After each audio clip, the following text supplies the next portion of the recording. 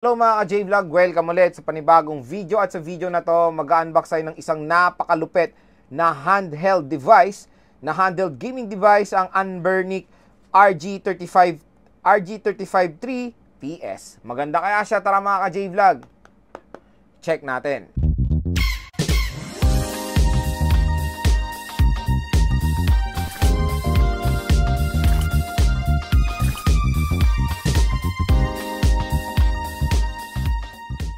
So yan, may panibago na naman tayong Anbernic na unbox dito sa ating YouTube channel. So ayun, nakapag-unbox na tayo ng isang Anbernic, itong Anbernic RG35XX.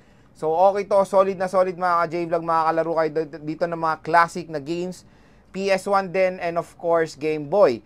So ang ginawa ko dito nung binili ko to, parang stock OS siya. So hindi siya naka-Garlic OS. Bumili ako ng memory card na naka-install ng Garlic OS. So, napakadami na pong games na ito, including PS1 games. Grabe, solid.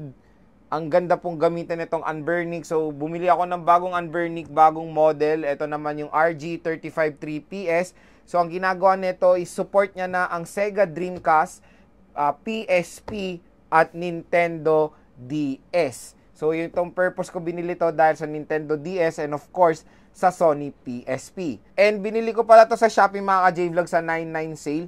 Nagkakalaga siya ng 6,000 plus pero nakuha ko siya ng good deal. Nasa 5,000 plus ko na lang nakuha itong Anbernic RG353 PS. So yan, pakalupit. Mura na lang to ngayon. So yan mga ka-J-Vlog, kung interesado kayo dito sa Anbernic RG353 PS, ilalagay ko po yung link nito sa description. So yan, open na natin to. So yung style nito mga ka-J-Vlog, yung parang sa controller ng Super Nintendo. Ganun yung style niya. Ito siya. So chinek ko kasi to, syempre. Inopen ko na siya for checking. And ito yung mga kasama sa box. Meron tayong free tempered glass. Ayan, meron tayong manual.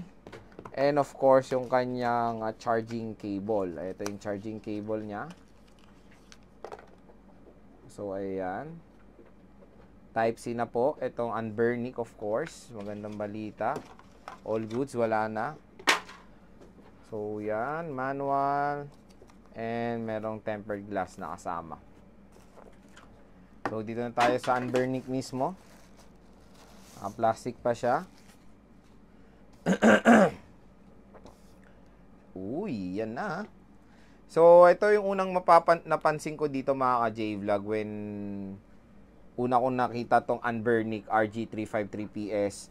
Etong dot matrix with stereo sound, kasi itong ganito ay meron tong nakakabit sa old school na Nintendo Game Boy. 'Di ba? Yung ganito solid, yung ganito itsura 'yon eh. Ganitong itsurang Game Boy, yung classic Game Boy, tapos may ganyan eh. So, nakakatuwa na nilagay ito ni Anbernic, 'di ba, dito sa RG353 PS. And meron pala ito isang version na dual OS, Anbernic RG353P. So, 'yun mga ka-J-Vlog, is Android 'yon with touchscreen controls. So, 'yun mas high-tech 'yun at mas pricey of course 'yun. So, ito ay naka-gel OS na 'to, mga ka-J-Vlog. Dun sa shop mismo ininstall na nila, so hindi to stock OS. So, hindi ko kinuha yung ARC kasi 128 lang available nila sa ARC OS. So, ginawa ko yung Gel OS kasi 256 po itong kinuha ko. So, explore natin. Very, very handy. Napakagaan. Okay yung texture. Matte finish. Very comfortable kayo maglalaro dito. Meron siyang mga stopper dito, di ba? Para hindi dumudulas yung kamay nyo while playing. Of course, meron tayong analog controllers. Meron tayong D-pad. Yung D-pad niya solid, ganda. Meron tayong start, select, function button, and of course, power button. So, ito yung ABXY na button ng Anbernic RG353 PS. Meron tayong R1, R2, L1, L2. Meron tayong USB Type-C for OTG, USB Type-C for charging, volume controls, meron tayong HD port, and reset buttons. Sa likod naman, ito ang stopper niya. And ang lakas ng speakers nito mga ka-J-Vlog, legit. So ito yung speakers niya, stereo speakers. So open na natin for the first time itong Anbernic. So meron tayong LED indicator dito.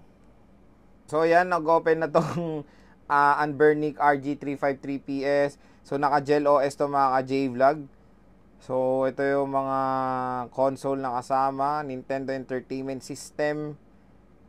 Ayan, sa Sega. Ang dami nito mga ka-J-Vlog, legit. Nintendo DS. Sa DS, nakakalungkot, konti lang nilagay nung nagtitinda. Wala ngang Pokemon eh. So ako na lang maglalagay siguro. Ay, na-enter ko pa nga. So ano ba tong na-enter natin? Tingnan natin. Pwede naman pindutin yung ganyan, mag full screen. Yun yung sa baba, ito yung sa taas. Ayan. So exit na natin to. So drastic emulator yung gamit dito. So ayan, Harvest Moon, Game Boy Advance, ang dami, legit. Ang ano ko kasi dito is yung PSP. PSP, madami rin.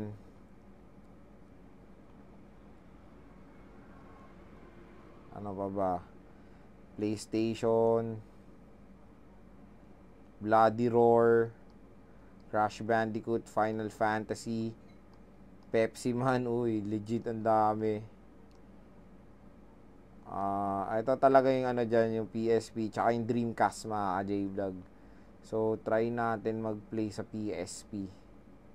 Ay, may Game Boy Color, Game Boy Advance, Dreamcast. So, ayan yung mga available dito sa Anbernic RG35 3PS. Ang dami po.